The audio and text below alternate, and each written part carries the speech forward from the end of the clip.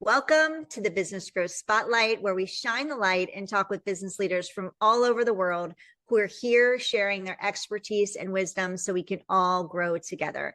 I'm your host, Heidi Schock, co-founder of HLH Growth Solutions. I'm excited to talk with you, to share with all of you my guest today. We've been chatting behind the scenes. She's pretty phenomenal. She's pretty awesome. And we're pretty blessed to have her here today. So without further ado, I want to welcome Sheree Behrndt with Sensory Solutions to the podcast. So welcome, Sheree, to the show. Thank you for having me. Absolutely. It's my pleasure. So can you share with us, Sheree, a little bit about yourself, about Sensory Solutions and your role within the company? Sure. I found myself working for a company. I'm an occupational therapist. I found myself working for a company that was going under and fell into a form of therapy that I really never thought I would do, and that's pediatrics. I started the company in April of 2000, so it'll be 26 years on April 1st. I had no idea what I was doing. I was never the one who was like the business leader. I was an occupational therapist. So the first 10 years, I fell on my face over and over and over. However, I believed in our work. I believed, and even though I was told that I needed to close the office, I continued to march forward. So I say that Sensory Solutions is my third child. It's my 26-year-old baby. I am, and we are an extension of one another, because that's how, without myself, Sensory doesn't do well. So yeah, vice versa. So I'm actually in a point right now of getting her back, getting back on track, looking for growth in the future. Thank you for sharing all of that. And I love that you just said you're looking forward right now to getting her back on track. And I think that's a key point, because many people can think that this is a linear line to success instead of an up and down journey. It's like hills and valleys, right? And you've gone through that yourself. So when you launched your business, so I'm going to take you back to the beginning, because I know you've had challenges we all do, right? There's ups and downs, like I said, in business. When you first launched the business, what was some of, say, one or two of your biggest challenges that you faced, and how did you overcome them to get to where you are now? We were working initially with the state of Missouri, and we had case managers that I knew very well, and we were getting a lot of new business, so much that we only did in-home at that point. And I say we because I had a partner for a very short period of time. And we had 50 contractors. I mean, the business exploded, just became really good friends. They sent us all the kids they were getting. And when Missouri did the big cutback, no longer were we really doing that program. And I started an outpatient clinic. First off, I didn't ask for enough money up front, because at that point the company was doing well. The other challenge was, where's my referral source? Because this is early intervention. It's in the home. All these contacts I now have, they're not referring to outpatient. They can't, because their form has to be done in the home. So now where do I get my business? And probably one of the biggest obstacles is, how the heck do I bill insurance? And how do I get in network with United Healthcare, Anthem, Missouri Medicaid? How do I do that? And none of that's easy, and none of that happens overnight. So those were three really big challenges, and why they were a problem, and probably the main reason that I just fell flat on my face. So going from 50 contractors, business is great, I'm going to open this clinic, and boom, on my face many times. So Sheree, talking with a lot of healthcare providers recently on the show, we're seeing that a lot of healthcare providers, they're great clinicians. And, when you're learning your craft and how to take care of your patients, that's exactly what you learn, that piece of it, of your business. But you're not really taught business, how to run a business while you're in school. So what were some of those biggest lessons that you've learned as both a practitioner now running a business? I'm still learning. I'm still learning. I ended up hiring a business consultant. So I have his brain. I've learned a lot about profit and loss and all my reports, and I still do all the QuickBooks. I do every payroll. I do the HR. I still do all of that, but every bit of it I had to learn. I kept saying, and I said this for a long time, I'm a therapist, not a businesswoman. And throughout my journey, I realized that I need to stop saying that. I've owned a company for almost 26 years. I am a businesswoman. Mm, I do not have the business background, had that been my degree, but somehow I'm still here. And you don't have to have the degree. You don't. It's working with great CPAs, your attorneys, you're like my consultant, so that you know you're doing everything right. There are times where I say, that's your area. I'm a mm, therapist. yeah. So yeah, no, those challenges are there, but you just life to me is all about experience. And you just learn through what you're doing. So Century Solutions has grown a lot over the last 26 years. And now you provide, different multiple therapy sessions or services. Let me say that services. Can you share with us what Sensory Solutions does, where you were, where you started, as to where you are now with the services you provide? Certainly. We provide pediatric therapy. We do physical, occupational, and speech therapy. Our age range is 0 to typically, I mean, we'll go to 18. However, I would say typically they're aged out around 14 or 15. Um, our equipment is made more for the younger child. Mm, So that's why we really stop at 18. Plus, when you get to be in high school and you're there, you might think like there's a bunch of babies in the waiting room. Because during the day, if you walk into my office, it's 0 to 5, obviously. After school, from 3 o'clock to 7, it's a zoo. So it's very busy after school hours. All of our sessions are 30 minutes. What I pride myself on is if we get a referral, I want that child evaluated within the week. I don't want patients when you're a parent and you realize, oh my goodness, I was just told my baby needs therapy or my baby's not eating. I don't want to wait 3 months to get in.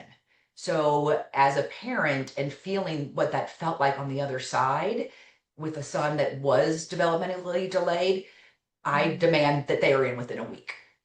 Um, so I'm gonna go back, but yeah, so I started at home health, then one clinic fell on my face, and then decided to open a second one.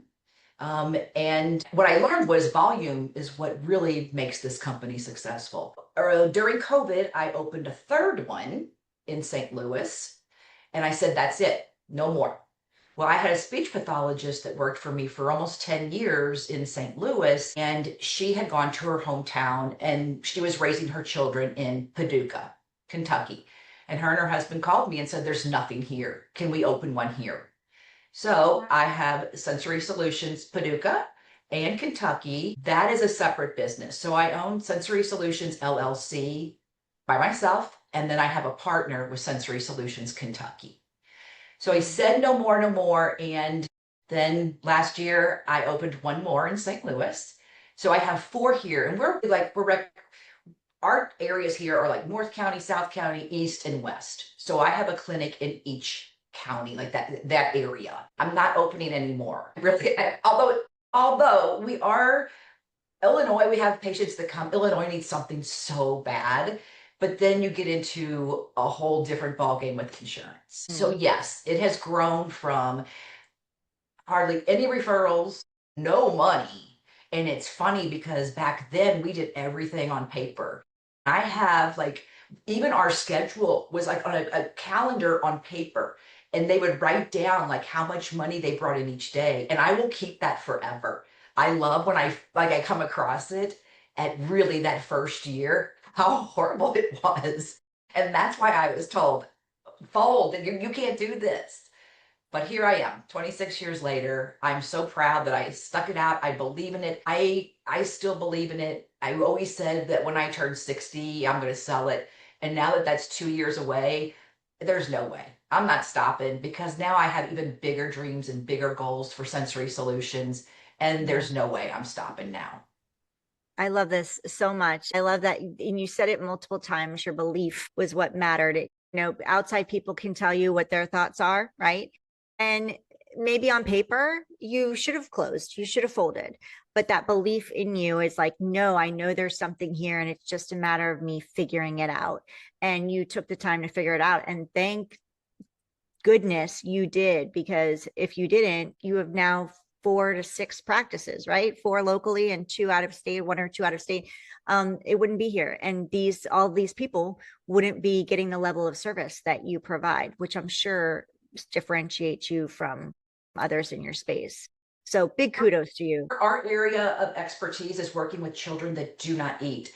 Mm. And every day getting calls, a parent whose baby's 11 months old, and that baby is not transitioning to table food. They're gagging, they're vomiting, they cannot handle the texture. And the baby's falling off the growth chart. Doctors are saying we may end up having to do a feeding tube. And the parent is so helpless. That is my passion. Come to me, come see me every day, and we will get your child eating. And it can even be, we just got a referral. Well, they said, sure, you have to come see this baby. This baby is the one you drool over. And he's a 2-year-old. He only eats Ritz crackers. He eats nothing else. And he's so sensory defensive that you can't touch him without him screaming. So those are my favorites because they're so detached. The parents can't go to restaurants. They can't take them anywhere. It's always a struggle, even to dress them, to bathe them, to cut their nails. I drool because those are my favorites. And I like getting them 0 to 3 because what happens in our brain or in the brain between the years of 0 to 3, you will never, ever get that back. And if you can go in at high frequency and really change the pathways of the brain, neuroplasticity it's called, it's going to last forever. It's going to last a lifetime. And it's fun now. I get letters and stuff and emails, Facebook messages from babies I worked with in the 0 to 3 who now are graduating college, and parents that I haven't talked to in years writing letters saying they never would have walked across this without you. So it's just a rewarding career. There's so many children that can't eat.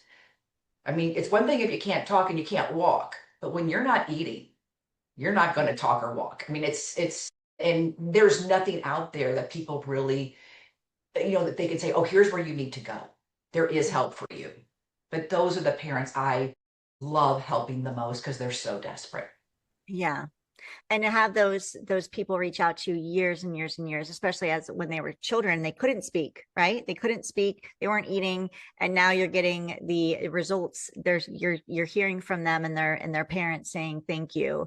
I can't even imagine how your heart is just bursting with joy over that. So thank you for what you do. I'd like to talk but you mentioned that you have your old books with everything in writing as far as like the calendar and then the money that was brought in. So what systems and processes now have been the most important in helping your clinics deliver consistent high quality care as you've grown?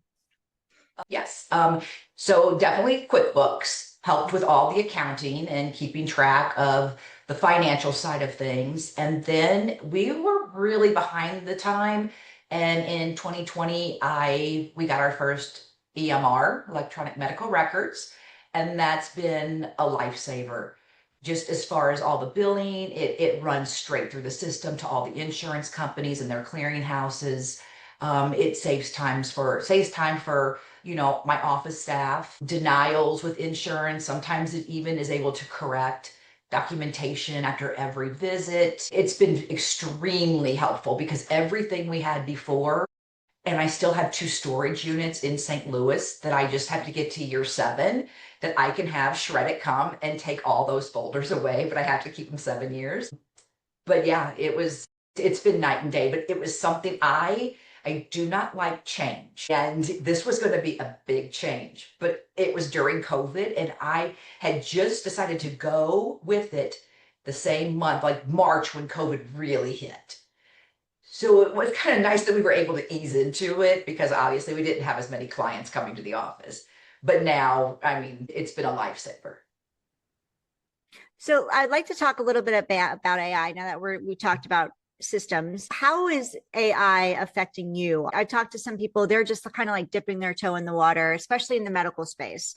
And then you've got people that are fully diving in to it Have you jumped into using AI to support your business? If so, how? And how is it, if it's, is it, how is it benefiting you? So I kept reaching out to our EMR asking, when are you going to have AI? When are you going to have it?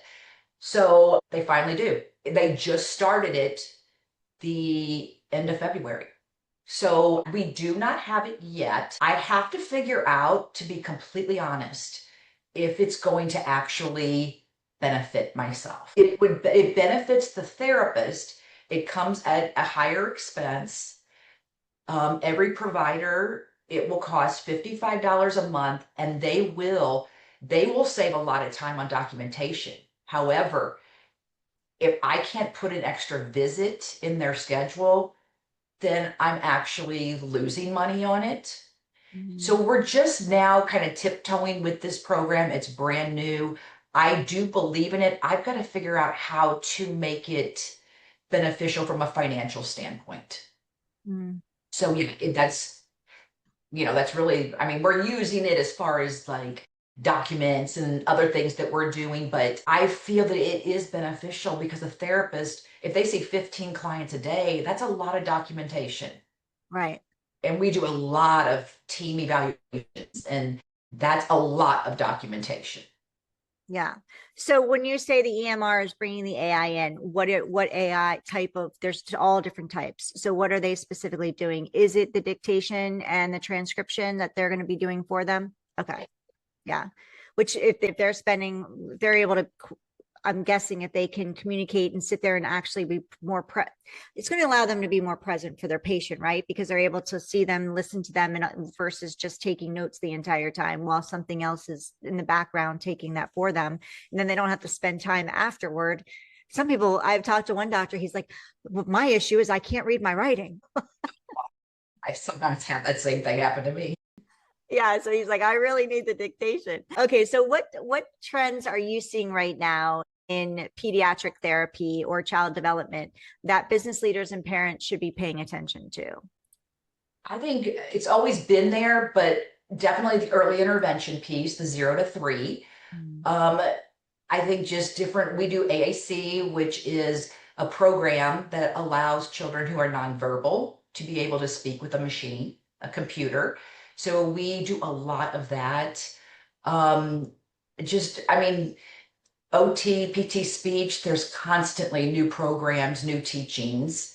And I just say, we have parents come to us that ask, like, do you do a certain sort of speech therapy? And the answer is no.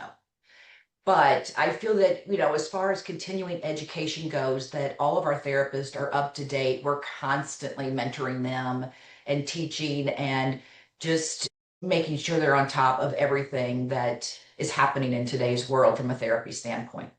So talking about you as a founder, going from physician to, or, more in the clinical space to now business owner, as a founder, how has your leadership style evolved as your organization has grown? It's grown immensely because, like I said, this is my child. Like, can you imagine that you open up your computer one day and it says, you have a new Google review. You have a 1 star, and it's about your son or daughter.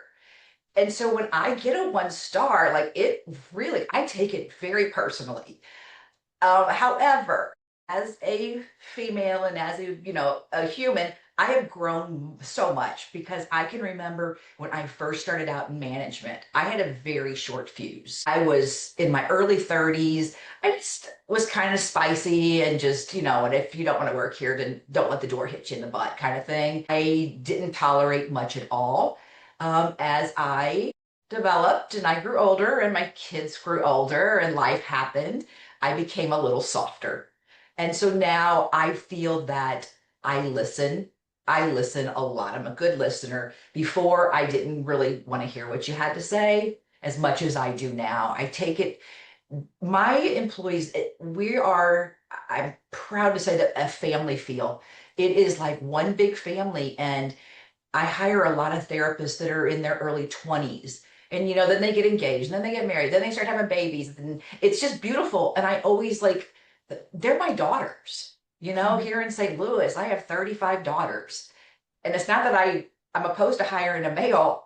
There's just not a lot of pediatric male therapists. We have one in Kentucky, but they're my kids. And that's the feel that we give at our office is that I always say, I'm the only hoop you have to jump through. If you need something, just come to me. There are no layers. I'm the only layer. And that's really nice when like when you've worked in a hospital or even a school system and you want something and it takes months. So yes, I feel that I just evolved into a softer, better communicator. And I support them. I mean, they're my kids' ages. So, I've grown. Yeah.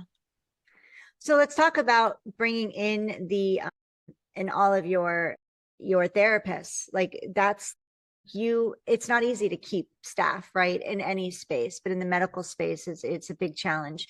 So what did you do that helps you sustain the therapists that you have and create a culture for them to want to stay and as your daughters? Well, when I first graduated, I worked at a little hospital in Gulfport, Mississippi. And from the moment I walked in, I was family. And I, it was the greatest feeling for 3 years. And my husband and we just were family. When I moved to St. Louis, I started working in big hospitals and I didn't even know the staff around me. It's something that is so incredibly important to me. And I do feel we are one big family. I think that helps, that it's not the corporate feel. You're treated in the therapy world, you are treated like a walking unit, I say. A unit is 15 minutes of billable treatment. So in a day's time, most hospitals, they want you to have 75% productivity, 24 units a day, to the point where you're running around trying to get your 24 units. And sometimes it just doesn't even feel ethical.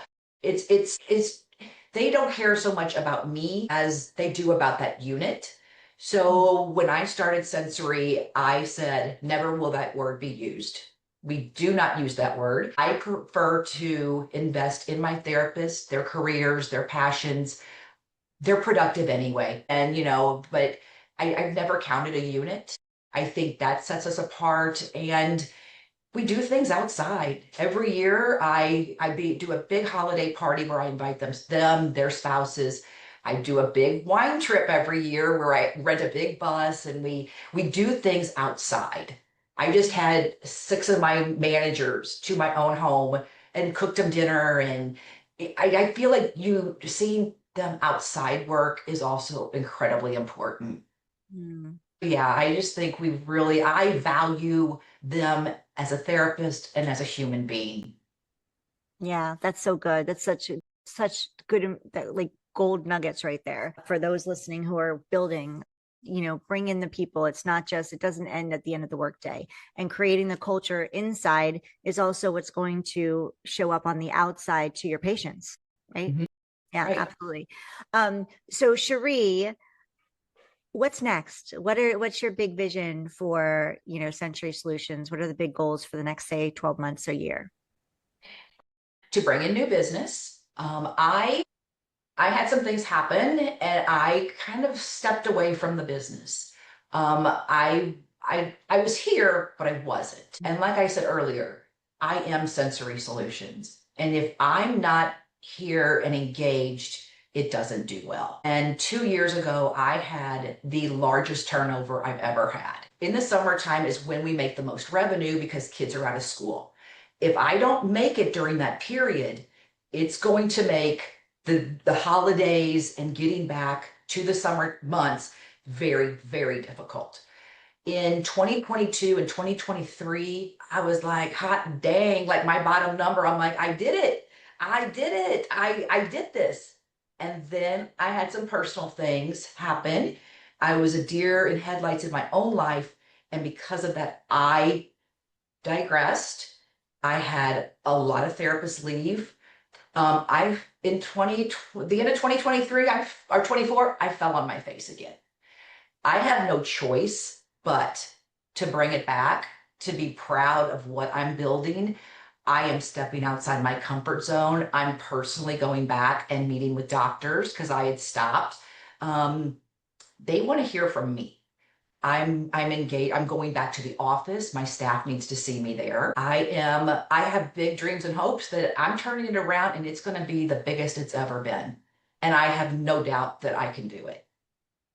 Yeah. So that brings a good point up to me that I want to ask you. So for you, as far as marketing and visibility goes, I love this question because I hear different answers depending on the business and the circumstances that they're in at the moment. What's worked for you as far as visibility and marketing? Now, you just shared some, but really maybe it's more of the same of what you shared.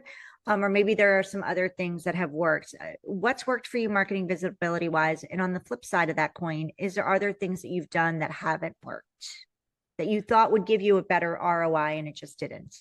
So at the beginning, I had no referral source. My referral source is pediatricians. So it was going out and meeting with them. And I was so scared, intimidated. And plus, they're going, show me in the DSM where sensory integration's even in there. And I couldn't back it up. I just knew it worked. And to this day, it's not in the DSM. So, but now all these doctors that gave me such a hard time, they still refer all the time. My biggest referral source is getting to the doctors.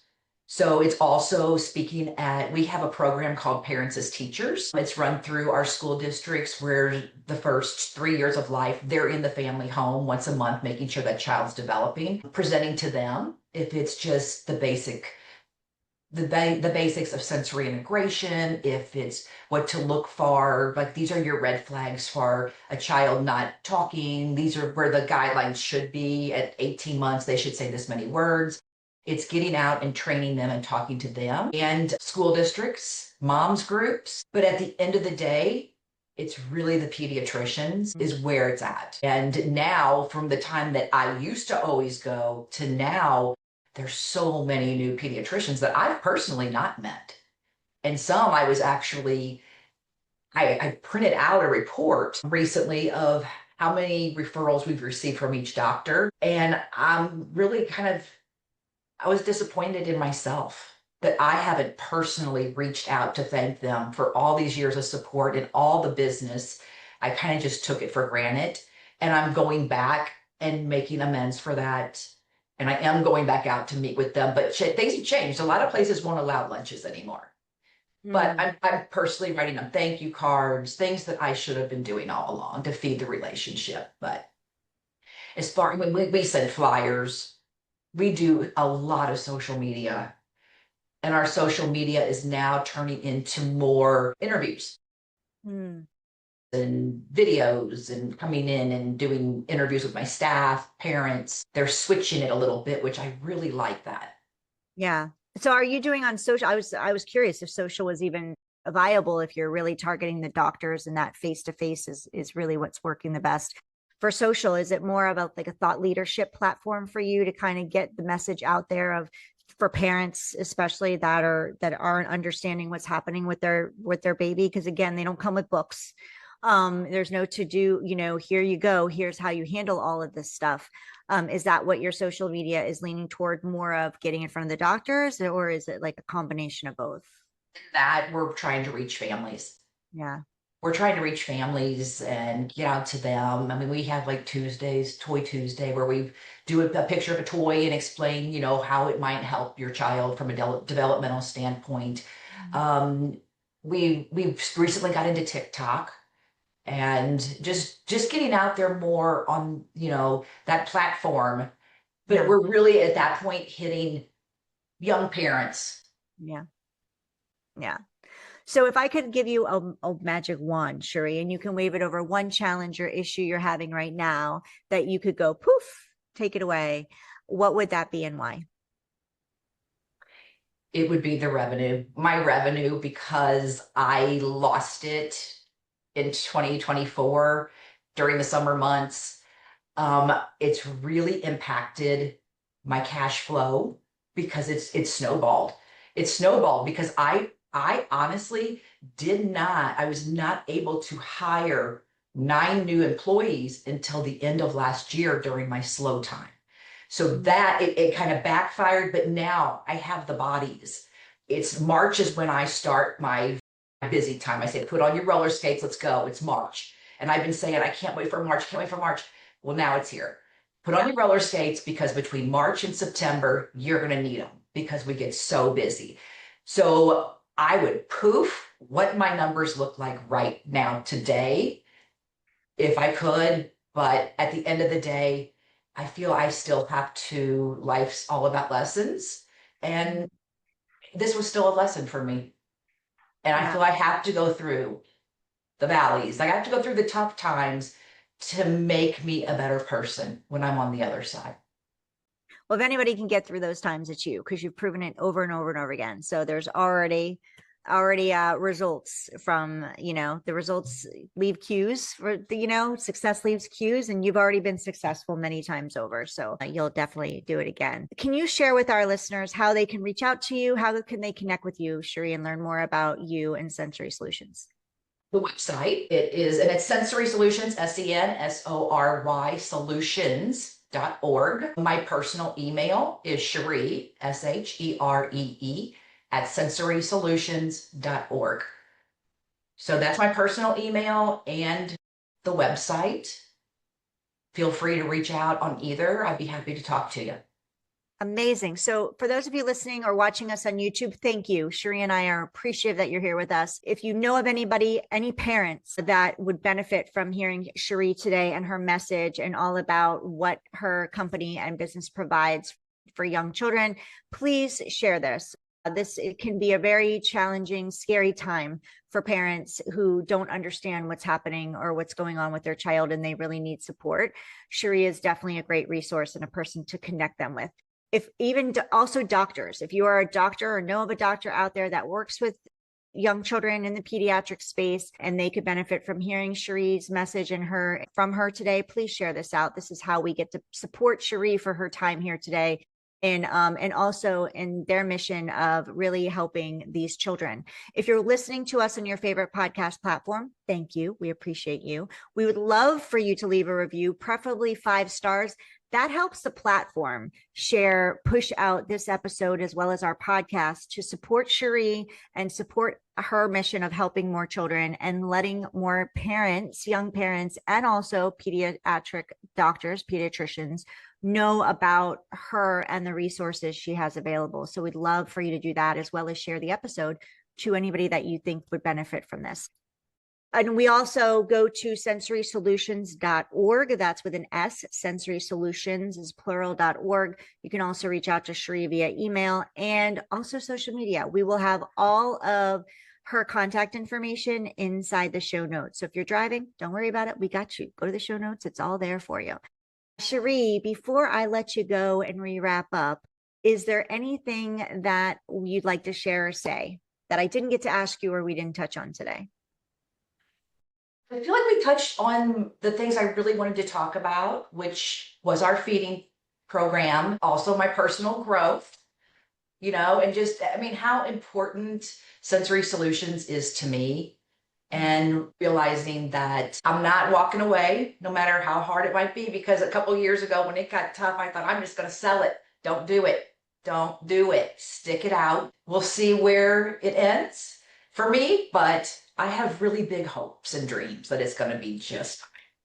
Yeah, it's going to be amazing. I know it. And for those of you listening, this is gold. If you're in a space or a place in your business where, and many of us I know are, where it could feel challenging and you're like, do I keep this going? What should I do? Sheree is coming to you. Her message is being shown to you or shared with you at the exact right time. So feel free to connect with her and reach out to her. And also, if your belief is truly stronger than the wanting to wonder if we should keep doing this, then keep going, because the belief is going to push you through. And you have people that need you and they're waiting for you to show up and support them. And that's all it is just getting the message out more, getting visible, doing the scary like Sheree's doing here today. She's sharing her message out there, sharing her mission, being vulnerable about her journey and her story. And that's where the growth happens, both personally and professionally. So thank you, Sheree, for your time today. Hugely grateful. I'm in deep gratitude for this. I've learned a lot. I'm lucky and blessed that my children were able to eat, but they did. I know my son had other sensory issues growing up. So I love what you're doing. and anything we can do to support you in your further bringing awareness to you, I'm all on board. So thank you very much for your time. Thank you. Thank you for my first podcast. Yeah, I'm so Yes. excited. This is great. And this is Sheree's first podcast. And Yes. for those of you listening, go give her some love and go reach out to her, because this was a little scary and she was a little nervous, and she crushed it. She rocked it. And, you know, she's shining like the star that she is. So I'm feeling honored that we got to be the first podcast that you're on, and you killed it. You did awesome. So Thank you so much. Yeah. You're welcome. Thank you all for listening to Sheree and I today on the Business Growth Spotlight. I look forward to seeing you on the next episode.